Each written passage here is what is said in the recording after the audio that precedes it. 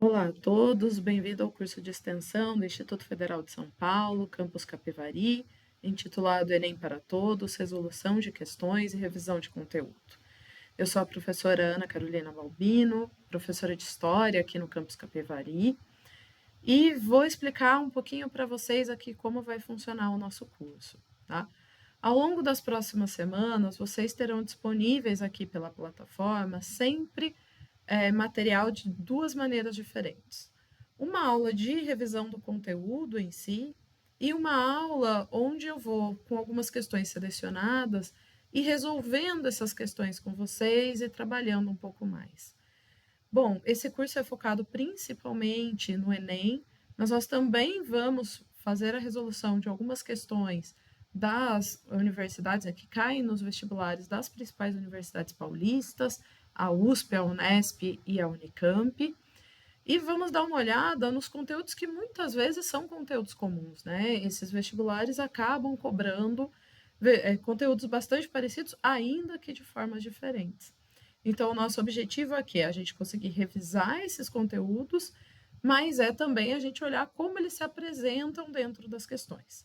Essa revisão, às vezes, ela vai acontecer de uma maneira mais simples, às vezes a gente vai aprofundar um pouquinho em alguns temas, mas as aulas sempre ficarão disponíveis para vocês e vocês podem utilizá-las quando quiserem, podem voltar, podem ver depois que elas saírem, então elas vão estar disponíveis aqui na plataforma para que vocês possam ter acesso. Bom, nesta primeira aula, nós vamos começar trabalhando com o tema da expansão marítimo-comercial.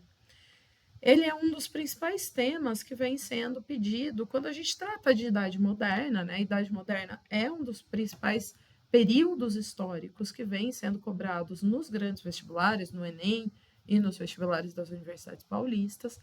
Então, a gente vai fazer uma revisão aqui da expansão marítimo-comercial e depois nós fazemos um outro vídeo, uma outra aula só utilizando algumas questões que caíram nos últimos anos para que a gente entenda como esse tema ele vem sendo cobrado ao longo do tempo.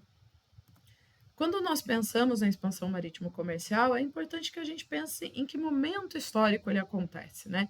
Então, se trata ali de uma transição da Idade Média para a Moderna, e essa é uma transição bastante movimentada. A gente passou pelo Renascimento Comercial, que se inicia ali no finalzinho, né, durante as Cruzadas, nem no final, podemos dizer já durante as Cruzadas, em que as rotas comerciais, sejam rotas marítimas, sejam rotas terrestres, elas reaparecem e surge a classe que nós vamos conhecer como burguesia. Uma classe que no seu início já tem essas rotas comerciais à sua mão e um interesse muito grande de ampliar o seu mercado consumidor, também o seu mercado para obter aquelas especiarias, aquelas mercadorias que eram bastante valorizadas na Europa. A gente também vive nesse período de transição da Idade Média para a Idade Moderna um movimento que é conhecido como Renascimento Cultural. É um movimento que começa ali no século XIV, vai até o século XVI, e apesar de muitas vezes ele ser conhecido, né, exclusivamente pelas grandes obras de arte que surgiram nesse período, que são de suma importância, a gente tem que pensar que o Renascimento ele trouxe também novos conhecimentos no campo científico, novas formas de ver o mundo, novas possibilidades de descoberta, e ele trouxe para o ser humano essa vontade, né, de buscar o novo, de entender como as coisas funcionavam. Já no período que nós conhecemos como Idade Moderna, mas ali bem no iniciozinho deste período, nós temos as reformas religiosas. Ainda que as navegações já estivessem se desenvolvendo, as reformas religiosas elas foram importantes por mostrar que havia uma possibilidade ali de se contrariar o pensamento cristão católico, né, vigente até o século XVI, mas também vão ser importantes para promover, naqueles países que se mantiveram ao lado da Igreja Católica, para promover o pensamento da Igreja Católica. Os fatores que levaram à expansão, primeiro pensando a diferença entre contexto e fator, né? O contexto é uma coisa mais ampla, que pega vários aspectos, que é um período maior. Os fatores são aquelas questões mais pontuais, que nos ajudam a entender exatamente por que esses homens ali do século XV, do século XVI, resolveram entrar nos navios e tentar buscar, né, as novas rotas de navegação que eles começaram a procurar. Bom, a Europa vivia um momento em que não havia uma quantidade de metais amoedáveis, estamos falando de ouro e prata, suficientes para dar conta desse aumento do comércio que ela viveu a partir do Renascimento Comercial, mas especialmente ali a partir do século XV. Então, era necessário encontrar localidades onde eles pudessem ter acesso a novos metais amoedáveis. Da mesma forma, o mar Mediterrâneo, ele foi dominado durante muito tempo pelos italianos, né, que faziam comércio indo até Constantinopla, buscar as mercadorias e trazendo para a Europa. E depois esse comércio cai na mão dos otomanos, os otomanos que conquistam a cidade de Constantinopla em 1453, e aí torna-se muito difícil para outros países adentrarem nessa região e puderem ali encontrar uma possibilidade, um caminho mesmo para fazer esse comércio. É claro que as navegações no século XV, no século XVI, elas foram grandes aventuras. E esse espírito aventureiro, esse espírito de querer conhecer o novo, de querer descobrir alguma coisa, ele foi, sem dúvida, bastante importante para empurrar esses homens a tentar encontrar essas rotas, a fazerem essas navegações. Nós temos o interesse em conquistar fiéis, seja pela Igreja Católica, né, que se viu abalada a partir do século XVI com a perda de fiéis para as novas igrejas cristãs que surgiram dentro da Europa, mas também por essas novas igrejas, o luteranismo, o calvinismo, que vão incentivar uma expansão territorial no sentido de se levar essa nova fé para outras regiões. Os países, os reis, a burguesia tem esse interesse de aumentar o mercado, porque um mercado maior, seja ele consumidor, mas especialmente um mercado fornecedor, que possa trazer novas mercadorias, trazer especiarias, seria fundamental para conseguir ampliar o comércio e garantir, por exemplo, para o rei mais dinheiro, porque quanto mais comércio acontecer dentro do seu território, mais impostos esse rei consegue arrecadar, e quanto mais ele captar recursos, mais também o poder dele cresce nesse momento. Então, existe alguns interesses ali que são confluentes, que conversam entre a burguesia, entre a monarquia. Portugal foi o primeiro país a sair para as navegações, né? Isso se dá porque o poder já está centralizado em Portugal no século XIV, então, depois da Revolução de Avis, nós temos a consolidação da monarquia portuguesa e já um rei com poder centralizado e que consegue fazer uma aliança com a burguesia muito rapidamente, o que vai facilitar essa saída de Portugal para as navegações ainda no século XIV. Lisboa, capital de Portugal, era um porto de passagem importante, um porto de passagem comercial, no entanto, um lugar onde faltavam aqueles metais amoedáveis e que vinham sendo buscados mecanismos para que houvesse uma entrada nova de metais dentro do Reino de Portugal. Portugal era um país que vivia naquele momento sem nenhum conflito, né? Diferente ali dos seus vizinhos que enfrentavam no século XIV guerra de reconquista, guerra dos 100 anos. Portugal já tinha estabilizado a sua região, não tinha nenhum conflito interno, e isso favorece demais para você poder pensar em questões econômicas, por exemplo. Claro, gente, que ter uma posição geográfica favorável, porque Portugal está de cara para o Oceano Atlântico, e não só isso, Portugal está muito próximo da África, né? A primeira rota aí de navegação que nós vamos falar, ela não é uma rota em direção à tentativa de chegar às Índias, mas a primeira rota é uma ideia de você conseguir ali feitorias nos territórios africanos.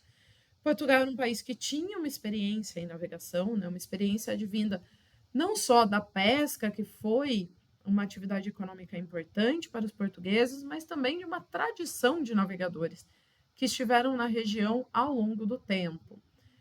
Portugal é um país, apesar da paz interna, apesar de ali ser um porto importante de comércio, vinha sofrendo com falta de terras agriculturáveis, afinal de contas, é um país pequeno, e com um crescimento que se via da população, com o esgotamento das terras dentro de Portugal, encontrar regiões onde você pudesse promover essa agricultura seria bastante interessante para os portugueses. E nós falamos da Escola de Sagres. Lembrando que a Escola de Sagres, ela não é uma escola comum, como nós imaginamos, né? Às vezes com professor e alunos sentados, não é isso. Mas era uma região onde você tinha uma troca de experiências entre navegadores e que permitia que os navegadores se aprimorassem cada vez mais para poder fazer aí as suas viagens. Existem alguns historiadores que questionam a existência ou não da escola de Sagres. De qualquer forma, essa troca de experiências entre navegadores parece ter sido bastante comum dentro do Reino de Portugal.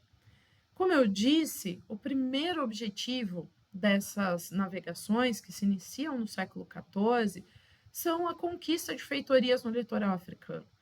A África era um continente com o qual a Europa já tinha estabelecido rotas comerciais importantes no passado, que tinham alguns reinos que traziam produtos fundamentais que os portugueses e outros países europeus estavam dispostos a adquirir, gostariam. Você tinha as especiarias, você tinha ouro, você tinha escravizados. E a África se mostrava ali um ponto importante, né, para conseguir fazer avançar e melhorar este comércio português. Essas feitorias, elas seriam o que a gente chama de entrepostos comerciais, então locais que, conquistados ali no litoral pelos portugueses, se estabeleceriam postos de troca de mercadorias, de comércio com os diversos povos existentes dentro da África. A partir de meados do século XV, quando os otomanos eles conquistam a cidade de Constantinopla, isso dificulta um pouco o comércio de produtos vindo das Índias e que antes era feito pelos italianos, eram os italianos que iam até Constantinopla buscar esses produtos. Bom, com a chegada dos otomanos naquela cidade, o preço dos produtos dispara e torna-se financeiramente viável Portugal buscar a rota, dando a volta no continente africano e tentando chegar às Índias. Esse caminho ele já havia sido pensado, mas ele ainda não havia sido realizado. Né? Quem vai realizá-lo pela primeira vez são os portugueses. Olhando aqui o ciclo que Portugal faz de navegações, que a gente chama de ciclo oriental, Portugal quer navegar ao Oriente, então Portugal navega em direção ao Oriente. Nós vemos algumas conquistas importantes que os portugueses tiveram. Eu vou destacar ali no alto da África para vocês o número 1, que é a conquista de Ceuta. Ceuta foi o primeiro entreposto comercial, a primeira feitoria estabelecida pelos portugueses na África, e a partir dali você já tem navegações que começam a render frutos financeiros para os portugueses. Depois disso, eles vão fazer algumas conquistas de arquipélagos no Oceano Atlântico, eles já vão conseguir atravessar o Cabo Bojador, eles já vão atravessar o Cabo Branco, mas eu chamo a atenção para a viagem de 1488, que é o número 7, que está lá no sul da África, que é finalmente a viagem que permite aos portugueses atravessar o Cabo das Tormentas, rebatizado de Cabo da Boa Esperança. Era uma passagem fundamental para o grande objetivo que tinha aparecido ali no século XV, que era chegar à Índia. Essa viagem, né, saindo de Portugal e chegando até Calicut, na Índia, só vai ser completada em 1498. Então, nós vemos que foi um processo bastante longo, mas ao longo desse processo, Portugal já vai conseguindo ter os seus retornos financeiros. Obviamente, a viagem mais lucrativa que eles fizeram foi aquela que finalmente conseguiu chegar à cidade de Calicut e conseguiu, com isso, trazer as famosas especiarias que tinham lá na Índia e que vão ser comercializadas na Europa. Enquanto Portugal já está ali no seu ciclo de navegações, a Espanha, seu vizinho, bom, ela nem existe. A Espanha não tinha um Estado unificado, né? A Espanha só vai unificar o seu Estado em 1469, a partir do casamento da rainha Isabel de Castela e Leão e do rei Fernando de Aragão, esses dois que estão aí na imagem para vocês, conhecidos como reis cristãos. E, além disso, a Espanha vivia o processo da Guerra de Reconquista, o processo de expulsão dos mouros do seu território, que só vai estar completo em 1492. Então, o último território espanhol que foi retirado ali, né, do comando dos mouros foi feito em 1492. É nesse mesmo ano que chega nessa região um navegador de provavelmente origem italiana, chamado Cristóvão Colombo, e o Colombo vai conseguir, dessa corte da Isabel de Castela e do Fernando de Aragão, o patrocínio para fazer a viagem que ele queria. Né? Então, no dia 3 de agosto de 1492, a sua esquadra parte da Espanha e a proposta dele era a proposta de um ciclo ocidental, mas o objetivo era o mesmo, chegar às Índias. O que Colombo está propondo é que a Terra é redonda, então que seria possível sair da Espanha, viajar em direção ao Ocidente e chegar ao Oriente.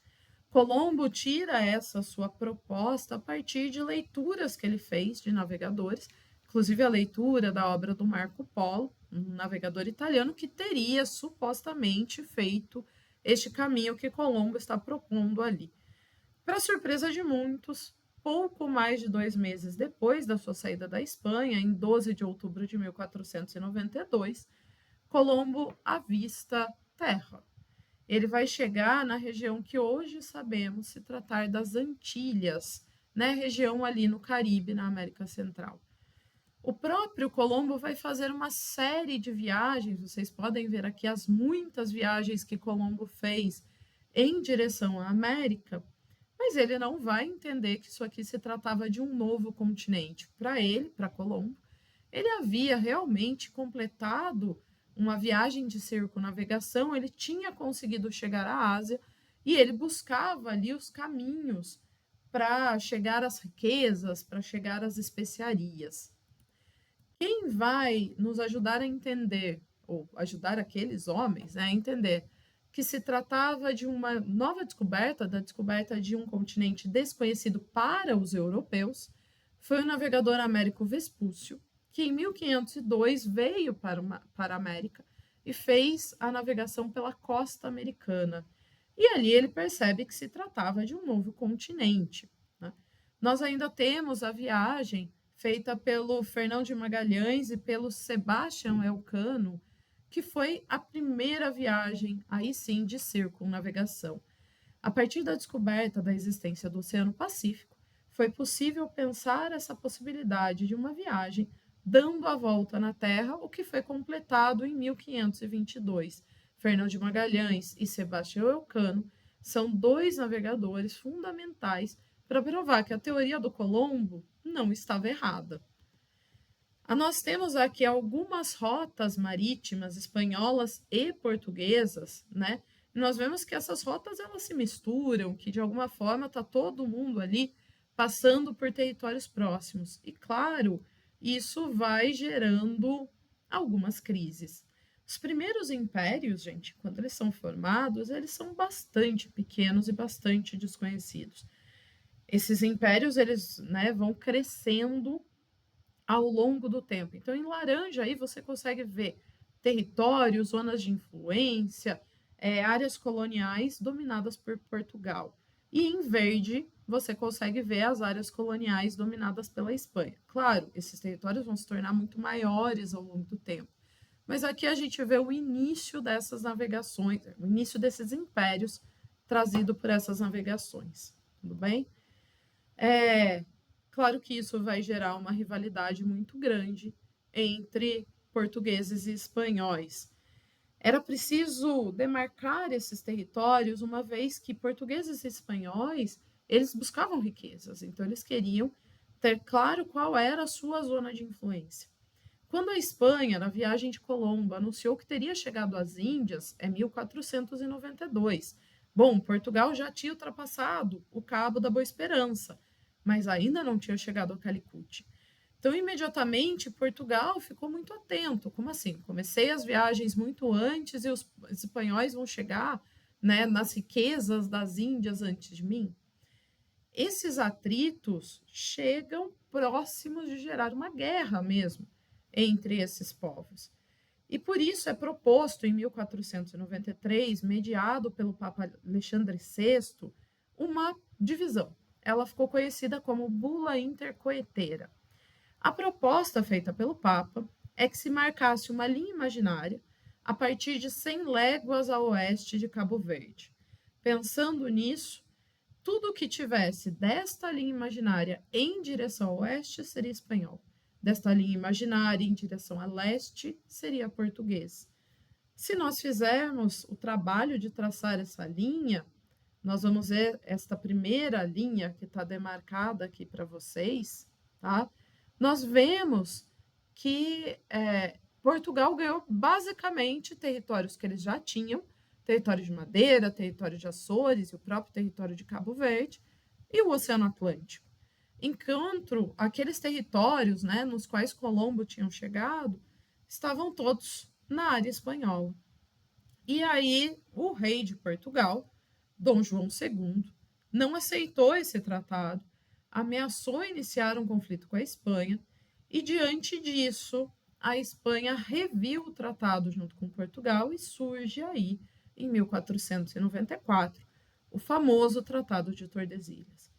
O que Tordesilhas faz é levar essa linha imaginária proposta inicialmente um pouquinho mais para o oeste. Se antes eram 100 léguas, agora nós estamos falando de 370 léguas. De novo, fazendo esse trabalho aí, nós vemos que Portugal já ganhava um pedaço, uma parte do atual território brasileiro. Então, nós vamos ter aqui nesta segunda linha, volto com vocês aqui no mapa, nós vemos nessa segunda linha que Portugal já ganhou um pedacinho um pouco maior da América, né? Ainda eles não sabendo que se tratavam da América, mas a Espanha, sem sombra de dúvida, teria o maior território desse novo território conquistado. Bom, resolvidos os problemas? Não exatamente, porque existem outros países europeus que vão sair para navegar mais tarde e que vão ficar bastante revoltados com essa proposta portuguesa e espanhola de dividir o mundo entre eles. França, Inglaterra e Holanda vão contestar esse tratado, o Tratado de Tordesilhas, e muitas vezes o seu modo de ação vão ser as invasões, os saques, né? Essa é a forma que eles encontram para poder contestar esse tratado. Então, não respeitando, invadindo esses territórios, saqueando as riquezas que vinham do Novo Mundo, franceses, ingleses e holandeses vão conseguir aí também o seu território, suas riquezas dentro da América. Tudo bem? Pessoal, aqui a gente consegue mais ou menos fazer a revisão básica que a gente precisa para começar a pensar as questões, né? Então, a gente viu como funcionaram as navegações, a gente viu o contexto no qual elas aconteceram, os fatores que deram origem a elas, e as duas principais rotas de navegação, traçadas inicialmente pelos portugueses, a rota oriental, e posteriormente pelos espanhóis, a rota ocidental. Tudo bem?